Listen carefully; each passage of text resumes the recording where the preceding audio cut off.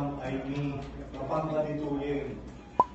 Sumbat naman namin kalituyin na issue. Mumampas dito yun.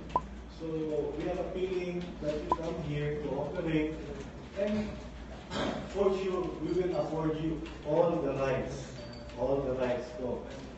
In fact po, may ruling po ang Supreme Court regarding na po dun sa, kasi napag-usapan natin yung rights, no?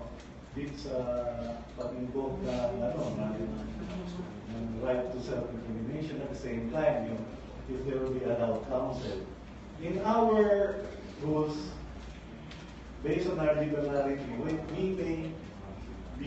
could be given counsels of their choice. No?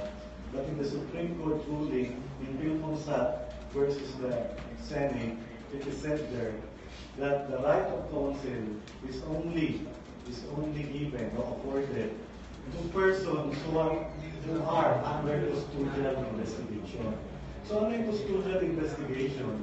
Ito po yung inaresto ka ng police, ginawa ka ng NBI or other enforcing authorities, and you are being investigated for probable crime committed.